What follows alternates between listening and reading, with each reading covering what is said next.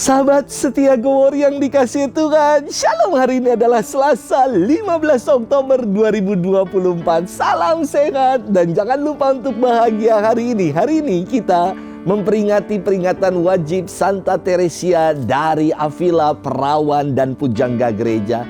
Teresia Sanchez Capeda Davila Ahumada. Wah, panjang juga namanya.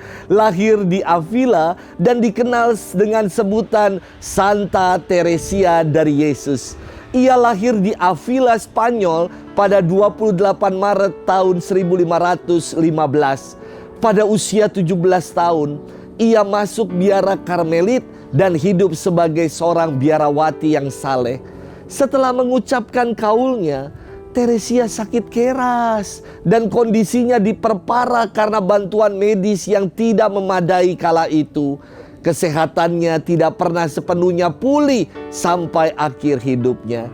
Suatu hari, di hadapan lukisan Yesus, ia merasakan suatu kepedihan yang mendalam bahwa selama ini ia tidak mampu mencintai Tuhan dengan sepenuh hati. Ia memberikan diri seutuhnya bagi Tuhan dan tidak peduli betapapun besarnya pengorbanan yang harus ia lakukan. Siang malam, ia menghabiskan waktu untuk membangun relasi dengan Tuhan dalam doa. Dan Santa Teresia diberi karunia untuk mendengar dan berbicara dengan Yesus. Teresia menerima berbagai penglihatan atau vision, maka ia disebut sebagai seorang mistikus. Selain itu, Teresia juga disebut sebagai pujangga gereja. Ia menuliskan pengalaman-pengalaman rohaninya, pengalaman-pengalaman mistiknya yang sungguh sangat mendalam. Dua karyanya yang terkenal adalah Jalan Kesempurnaan dan Puri Batin. Bersama dengan Santo Yohanes dari Salib, Teresia mendirikan kira-kira 20 biara Karmelit.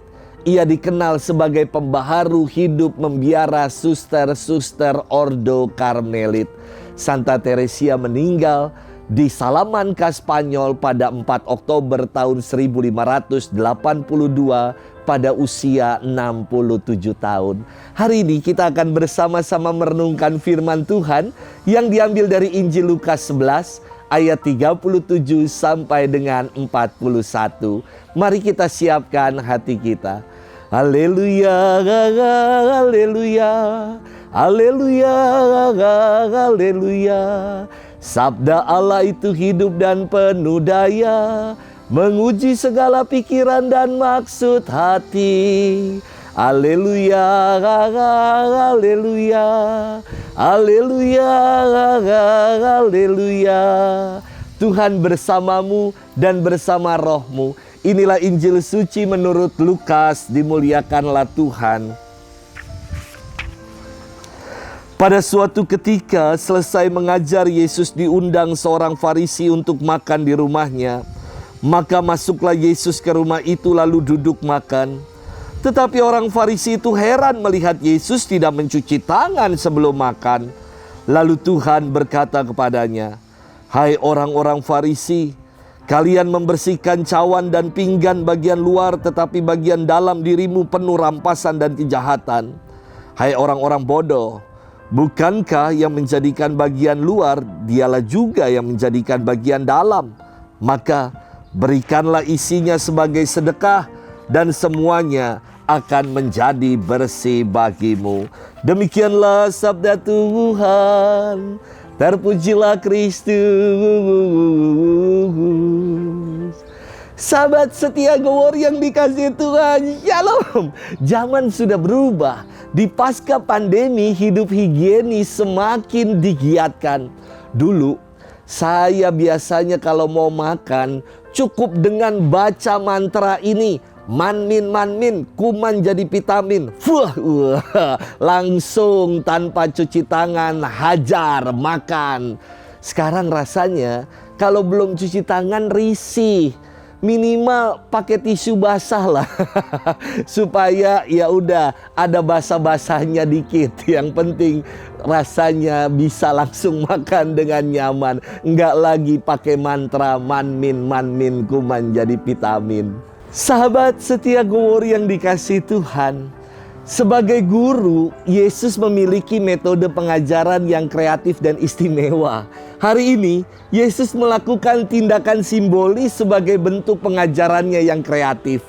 Ketika ia diundang makan di rumah seorang Farisi, ia masuk ke rumah orang itu lalu duduk makan tanpa cuci tangan, sehingga membuat orang-orang Farisi menjadi geram karena hal itu bertentangan dengan adat istiadat dan kebiasaan mereka. Namun, justru yang dilakukan oleh Yesus ini menjadi bahan pengajarannya. Ia bersabda, "Hai kalian orang-orang Farisi, kalian membersihkan cawan dan pinggan bagian luarnya." Pinggan itu artinya piring yang besar. Tetapi bagian dalam dirimu dipenuhi dengan rampasan dan kejahatan. Hai orang-orang bodoh, bukankah yang menjadikan bagian luar, dialah juga yang menjadikan bagian dalam? Maka berikanlah isinya sebagai sedekah dan semuanya akan menjadi bersih bagimu. Tindakan simbolis yang dibuat oleh Yesus menjadi pengajaran bahwa kita diajak untuk bersih luar dan dalam. Tidak sibuk dengan membersihkan yang bagian luaran-luarannya, namun bagian dalam, yakni hati, dipenuhi dengan kebencian, kemarahan, iri hati, dan dendam. Yesus ingin membongkar kedok-kedok orang-orang Farisi yang bersembunyi di balik nama agama. Merasa diri agamis, tetapi dipenuhi dengan ketamakan, kerakusan, dan dosa. Sahabat setia Gowori yang dikasihi Tuhan, ketika kita membersihkan bagian dalam hati ini, maka yang terpancar adalah citra dan gambar Allah dalam diri kita. Jadi jangan lagi hanya sibuk dengan ngurusi riasan bagian luar. Mari kita berbenah diri agar bersih bagian dalam. Itulah juga yang nampak dalam keseharian, dalam kehidupan nyata kita. Selamat bermenung, Tuhan memberkati kita selalu. Dalam nama Bapa dan Putra dan Roh Kudus. Amin.